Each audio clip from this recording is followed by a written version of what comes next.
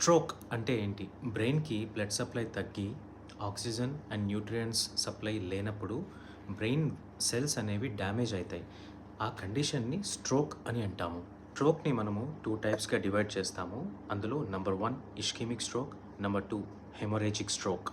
90% of the strokes మనకు ischaemic stroke వల్ల జరుగుతాయి.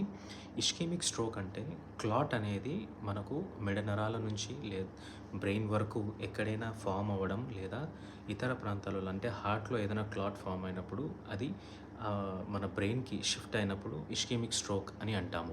హెమోరేజిక్ స్ట్రోక్ అంటే బ్రెయిన్ వెసల్స్‌లో ఎక్కడైనా బ్లీడింగ్ జరిగినప్పుడు మనము హెమోరేజిక్ స్ట్రోక్ అని అంటాము. ఎవరికైనా మీకు స్ట్రోక్ ఉంది అని సస్పిషన్ ఉన్నప్పుడు ఫాస్ట్ ప్రోటోకాల్ FAST ఫాలో అవ్వాలి. ఎఫ్ అంటే ఫేషియల్ డ్రూపింగ్ అంటే మొహం వంకరపోయినా, ఆర్మ్ వీక్నెస్ అంటే చేయి కానీ కాలు కానీ మనకు లేపడానికి సత్తువ లేకపోవడము. ఎస్ అంటే స్లర్డ్ స్పీచ్ అంటే మాటలు తడబడము. సో టీ అంటే టెలిఫోన్ వెంటనే అంబులెన్స్కి కాల్ చేసి ఎమర్జెన్సీ డిపార్ట్మెంట్కి వాళ్ళను తీసుకొని వెళ్ళాలి.